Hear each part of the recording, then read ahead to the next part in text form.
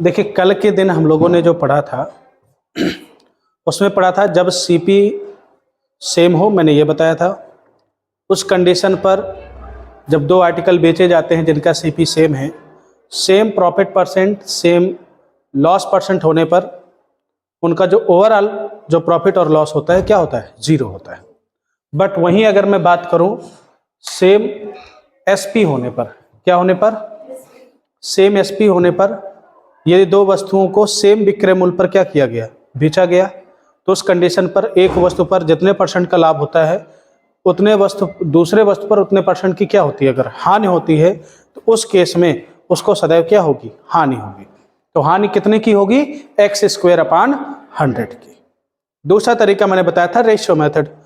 Ratio method कब apply करना है? जब डाटा डिफिकल्ट हो, सही बटे में दिया हो, है ना, जिसको जोड़ने घटाने में थोड़ा सा हमें क्या हो रही हो? दिक्कत हो रही हो, तब हम कौन सा यूज करते हैं? रेशियो मेथड का यूज करते हैं, है ना।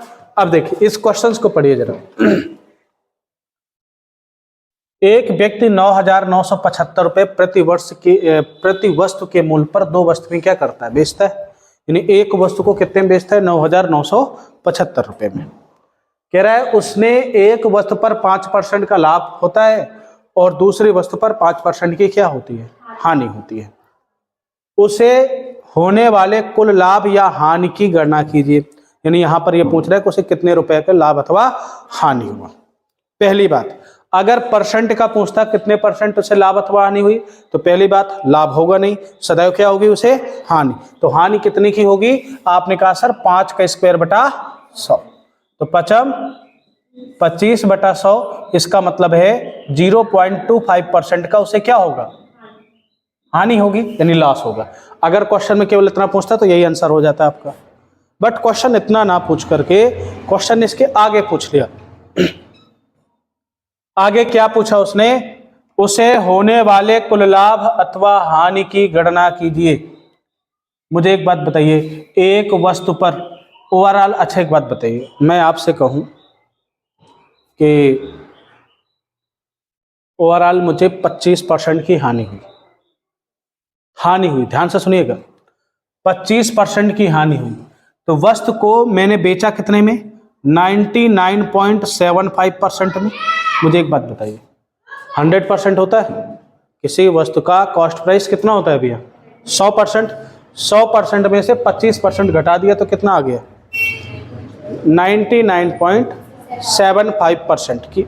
यह वस्तु का क्या निकला? Selling price. यानी इतने में उसे बेचा। अब बेचा कितने में गया एक वस्तु को? 975। अच्छा, फिर आगे क्वेश्चंस में और क्या लिखा हुआ है? और कुछ नहीं लिखा। अच्छा एक बात बताइए, 9,975 कितने वस्तु का है? ये एक का है, तो दो के लिए हम क्या करेंगे? मल्टीप्लाई बाई 2 कर देंगे। ये इसकी वैल्यू आ गई, टोटल सेलिंग प्राइस इतना आ गया। अच्छा मुझे एक बात, अगर मैं गौर से देखूं थोड़ा दूर से, तो 99.75 सेम है। अगर मैं इस पॉइंट को फिलहाल ध्यान ना दूं तो यहां से 1% बराबर आपका यहां पे 100 × 2 बराबर नहीं आ जाएगा भाई? ये पॉइंट 2 ठो है तो 2 ठो जीरो उधर बढ़ जाएंगे, बाकी ये पूरा कट जाएगा। कितना आ गया? 1% का मान कितना हो गया? 200 आया। आपसे पूछ रहा है कि कुल लाभ या हानि की गणना कीजिए, तो भाई उसे लाभ तो होगा नहीं, होगी क्या उसे? हानि। तो हानि कितनी होगी? उसने कहा सर हानि हो रही है इसको 0.25%। तो अगर एक बात बताइए, 1% का मतलब इतना है, तो 0.25 का मतलब इसका 1/4, इसका 1/4, यानी अगर मैं कहूं 0.25% बराबर कितना हो जाएगा? आप कहोगे सर 0.25 का जैसे 25 दूनी 50 मल्टीप्लाई करेंगे आंसर। तो उसे कितने रुपए की हानि हुई? 50 रुपए की। कितने की? 50 रुपए। क्लियर हो गई बात? समझ में आ गई? चलो नोट करो, फिर आगे चलते। अब देखिएगा इस सवाल में। अच्छा पहला मेरा क्वेश्चन ये है, मुझे ये बताइए उसको इस क्वेश्चन में पढ़ने पर उसको लाभ होगा अथवा हानि? हानि। हानि कितने परसेंट का होगा पहले ये बताइए? 15² / 100। क्या ये लाइन आप लोगों ने किया है ना? आपने किया 15² / 100।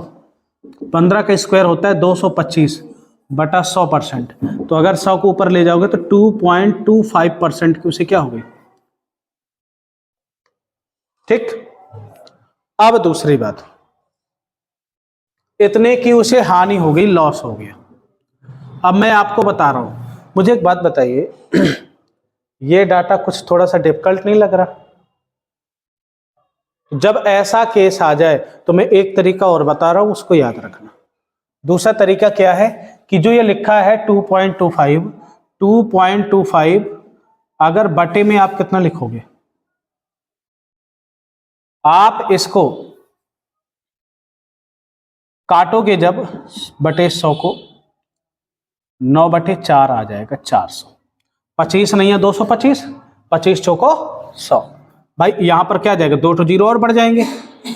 25 नहीं है 225, 25 चौको 100, 9/400। दूसरी बात, एक बात याद रखना, और उसने क्या कहा, सीपी से ही हम प्रॉफिट एंड लॉस की गणना करते हैं। इसका मतलब नीचे वाला क्या हो जाएगा आपका सीपी, ऊपर क्या हो जाएगा, नहीं ये लॉस हो जाएगा। अब जब सीपी में से 9 रुपया घटा देंगे तब हमारा क्या आ जाएगा, एसपी। क्या आ जाएगा, सेलिंग प्राइस। तो मुझे ये बताइए, तो मुझे तो भाई यहां पर दे क्या रखा है, ये 15,640, ये तो क्या दे रखा है, एसपी दे रखा है। तो आप ये बताइए एसपी कितना आया, 400 में 9 घटाएंगे कितना आएगा, 391। ये आपका एसपी आ गया।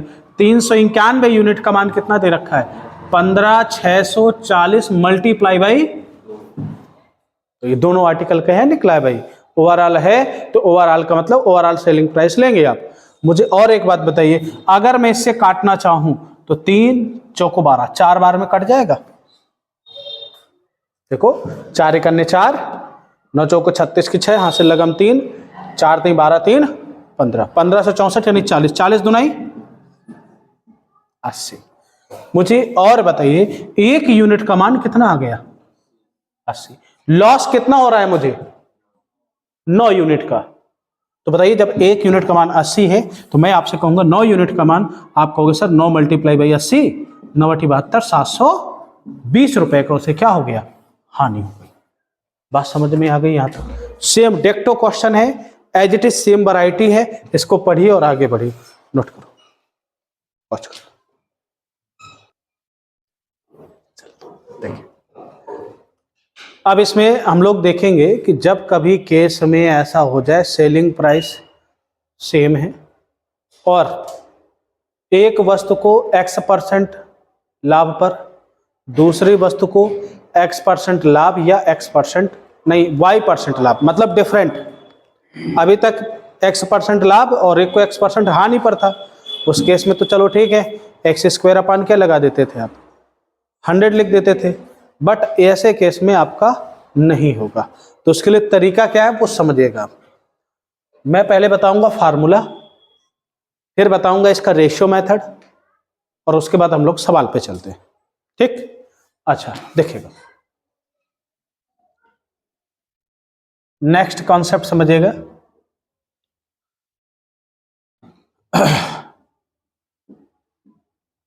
सेम एसपी होने पर, सेम सेलिंग प्राइस होने पर, पहले फार्मूला आप लोग डायरेक्ट फार्मूला समझिएगा, फिर रेशियो मेथड समझाता हूं। एक वस्तु को बेचने पर आपने कहा सर उसे x% का क्या हुआ, लाभ हो गया, प्रॉफिट हो गया। दूसरे वस्तु को बेचने पर उसे y% का भी क्या हो गया, प्रॉफिट।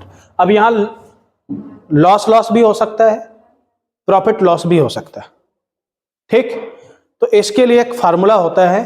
फार्मूला क्या होता है आप समझिएगा।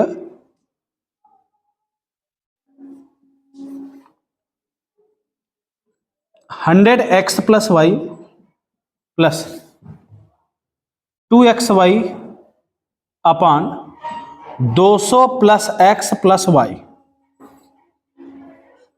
अब इतना तो याद रखोगे नहीं, पर लेकिन अगर एग्जाम में याद रख लोगे तो छोटे छोटे सवाल आसानी से लग जाएंगे। तो आपने कहा सर ये फार्मूला होता है। अब इसी फार्मूले से इसके पहले वाला सवाल आया था, कैसे, अब देखना मैं वेरीफाई कर रहा हूं। एक को x% प्रॉफिट पर, एक को x% किस पर, लॉस पर। तो लॉस के लिए माइनस साइन का यूज करना है और प्रॉफिट के लिए प्लस साइन का यूज करना है। तो आप लिखोगे 100x माइनस एक्स, भाई एक को लॉस एक को profit, plus 2x into x minus रहेगा अपान 200 प्लस एक्स माइनस एक्स। तो ये दोनों शहीद हो गए, ये कट गया तो ये 0 हो गया। अब बताइए, ऊपर बचा 2x स्क्वायर बचा माइनस का, और नीचे बचा 200, 200 से कट गया तो माइनस एक्स स्क्वायर अपान 100 आप लिखते थे कि नहीं। उसी बेस पे ये फार्मूला है, इसी से आपका ये फार्मूला डायरेक्ट लिखा है। मैंने कहा हर बार आप ये थोड़ी लगाते रहोगे, जब सेम होगा तो आप कहोगे सर एक्स स्क्वायर अपान 100, पर लेकिन हमारे पास तो केवल ये है। तो ऐसे केस में तो एक आपका हो गया फार्मूला मेथड। अब मैं इसको एक देखो जैसे वेरीफाई कर रहे हैं हम लोग कि मतलब मैंने कहा एक को 20% किस पर, प्रॉफिट पर बेचा, दूसरे को 10%, दूसरे को 20% प्रॉफिट पर बेच दिया। तो कह रहा है कि भाई ओवरऑल उसको कितने परसेंट का क्या हुआ, प्रॉफिट हुआ। जो ये केस होता है ओवरऑल प्रॉफिट भी हो सकता है या उसको लॉस भी हो सकता है, इसमें दोनों केस बनेंगे और इसमें हमेशा क्या होता है, लॉस होता है। ये चीज का याद रखना है। आपने कहा सर ऐसा हो गया तो ओवरऑल प्रॉफिट परसेंट आपका ये निकला। आपने कहा सर 10%, तो देखो x की वैल्यू 10 और y की वैल्यू 20। तो आप यहां पर जैसे लिखोगे, आप यहां पर समझिएगा, मैंने लिखा 100, 10 20 कितना हो गया 30, प्लस 2 गुणे 10 गुणे 20। आप ऐसे तो करोगे, इसका मतलब होता है मल्टीप्लाई, 2xy का मतलब multiply, divided by 200 plus 10 plus 20, यही है तो उसका परसेंट ओवरऑल निकलता है। 10 दिया 300 प्लस 2 दुनाई 400 डिवाइडेड बाई 200, 230, 1 0 से 1 0 कट गए, 40 30 कितना हो गया 70 बटे 23,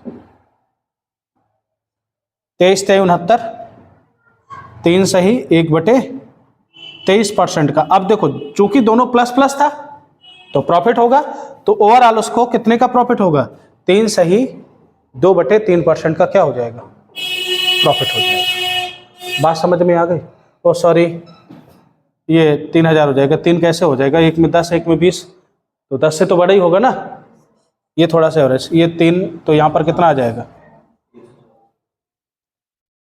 3000 में। तो अब देखो ये वैल्यू बदल जाएगी,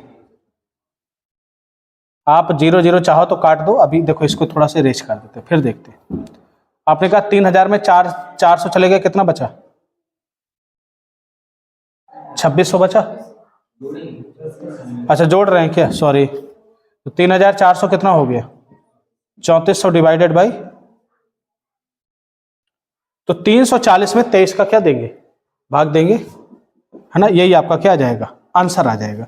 आप उसमें भाग देंगे तो पॉइंट में आ जाएगा, सही बटे में, जैसा आपका आंसर हो वैसा आपको लिख देना। एक बार इसको नोट करो, फिर इसके आगे मैं बताता हूं इसका रेशियो वाला मेथड।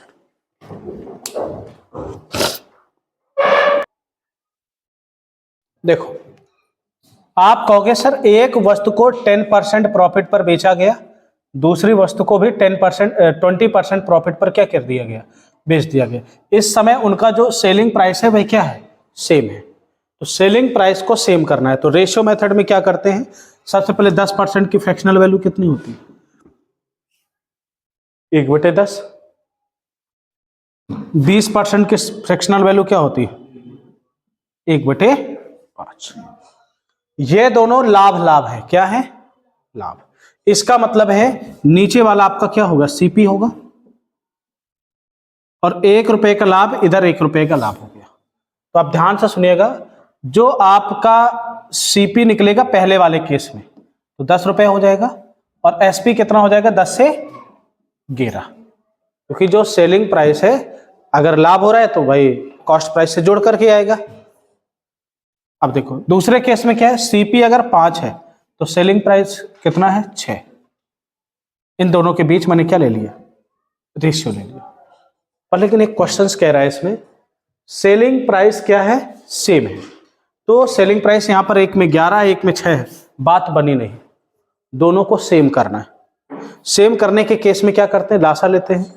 अब यहाँ पर लासा की जरूरत नहीं है, क्यों? क्योंकि 11 और 6 में कोई चीज कॉमन ही नहीं, तो 6 का ऊपर गुणा करा दो और 11 का नीचे गुणा करा दो। 11 6 66 और ये कितना बन जाएगा, और 6 और 11 66 भी हो जाएगा। ऊपर 6 का मल्टीप्लाई करा दीजिए और नीचे कितने कर दीजिए, 11। आप देखेंगे मैं थोड़ा सा इसको और नीचे लिख देता हूं, यहां पर 5 रेशियो कितना बन गया, 6। यहां पर मल्टीप्लाई करा दीजिए 11 का। तो मैं इसी टर्म्स को यहीं पर इंक्लूड किए दे रहा हूं, है ना। देखिए 10 छक्का कितना हो गया, 60, 11 छा कितना हो गया, 66। ये कितना हो गया, 11 5 55, 11 छा 66।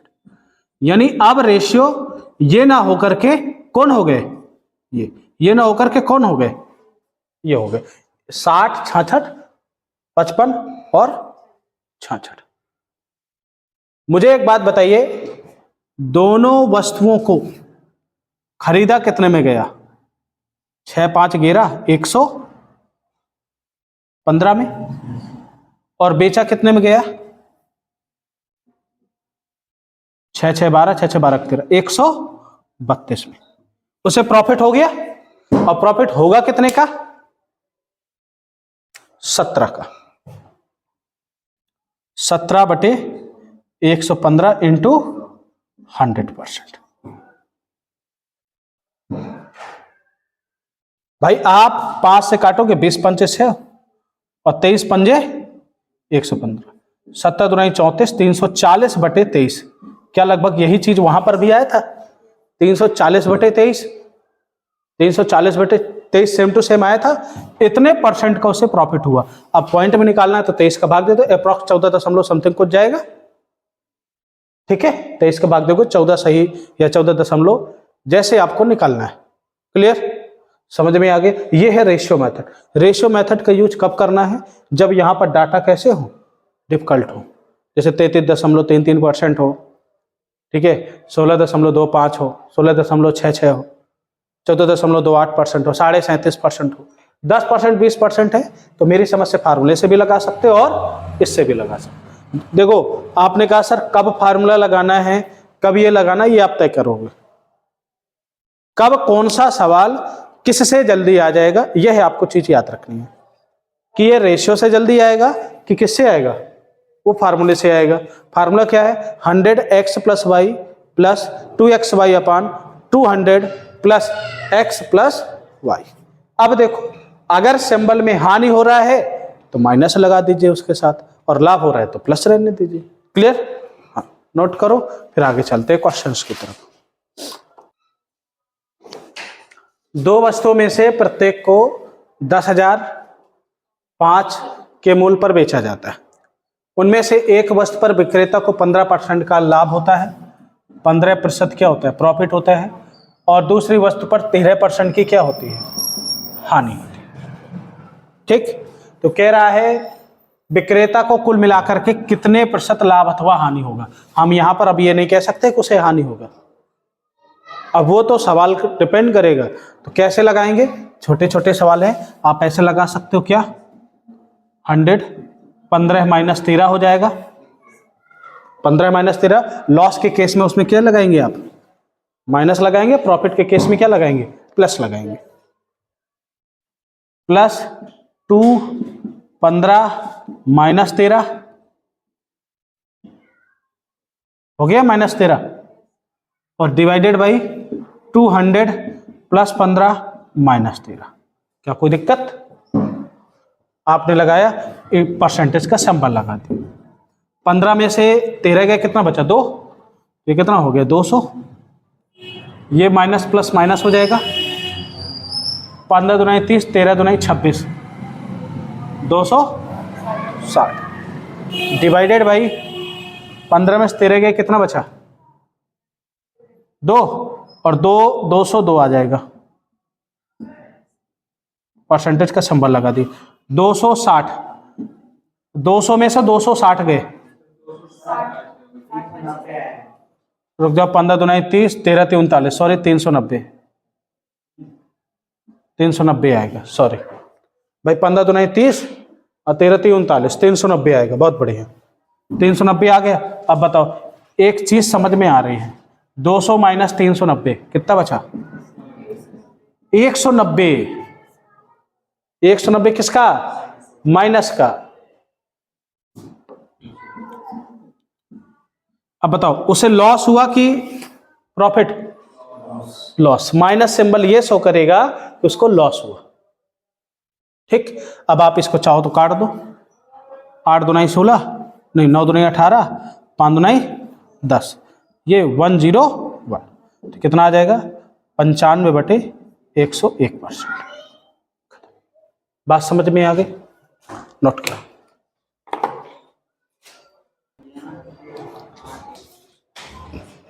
अब देखिएगा, इस क्वेश्चन को समझिएगा थोड़ा, ठीक है?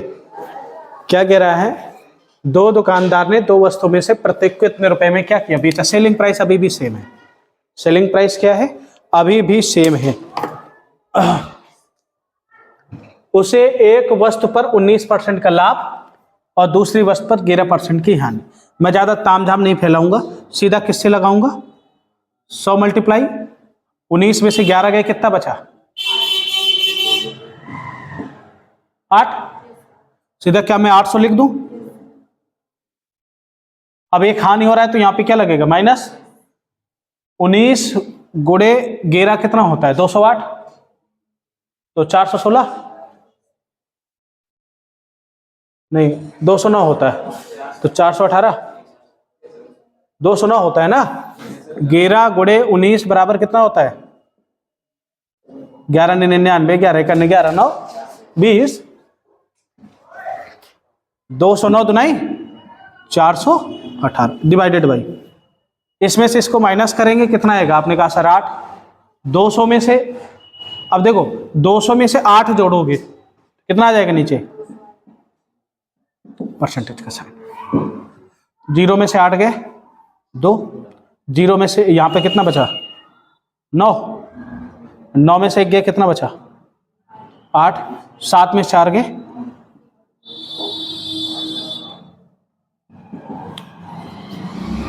अब कह रहा है 1 दशमलव स्थान तक, तो लगभग 1% तो है ही है भाई। 208 एक तो जाएगा ही जाएगा, ठीक भाई, एक बार तो भाग जाएगा ही जाएगा। और जब 208 एक बार चला जाएगा तो कितना बचेगा? 0, लगभग 1.4,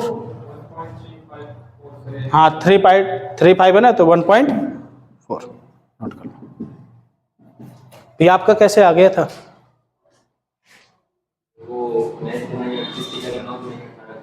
कोई बात नहीं, ठीक है, समझ में आ गया, कोई दिक्कत? पाँच एक छोटा फार्मूला, तो जैसे आप भैया इधर समझो जरा, आप जैसे स्टार्टिंग में करते हो तो आपको करना क्या है? पहले आप हर बार फार्मूला लिखिए, हर बार कॉन्सेप्ट लिखिए, क्योंकि आप लर्नर हैं, सीख रहे हैं, तो आपको हर बार क्या लिखना है? जैसे मैं लिख रहा हूं इसी तरह आपको लिखना है। क्या? 100x + y + 2xy upon 200 + x + y। अब हानि होने पर माइनस और लाभ होने पर प्लस। अगर आप x इसको एज्यूम कर रहे हैं तो x इसी को एज्यूम करिएगा हर जगह, है ना। तो भाई देखो 31 में से 9 गए, 29 गए, कितना बचा? भाई ये लाभ हो गया और ये हानि हो गई, तो 31 - 29, तो कितना बचा? 2, तो ये 200 प्लस यहां पर माइनस हो जाएगा 29 और 30 का, देखो 2 गुणे 29 गुणे 31, ठीक है। अब जैसे 29 गुणे 31 करना है ना, तो उसे 30 + 1 कर दो, 9 × 27, 3 दूनी 6 2 8, 870 + 29 कितना हो जाएगा? 9 7 2 9 8, 899 का 2 गुना, 2 गुणे 899 आ गया, बटे कितना हो जाएगा ये 200।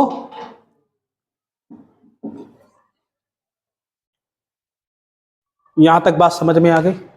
899 बटे 2, 899 गुणे 2 कितना हो जाएगा ये भाई 900। 900 दुनाई कितना हो जाएगा 1800। 1800 में 200 चलेगा कितना बचा। अरे इसको हमने ये 899 ना मान करके इसको क्या मान लिया 900 मान लिया। 900 दुनाई 1800 में 2 चलेगा कितना बचा, नहीं 2 चलेगा। 1800 हुआ 1799 और इधर 200 माइनस चलेगा कितना हो गया।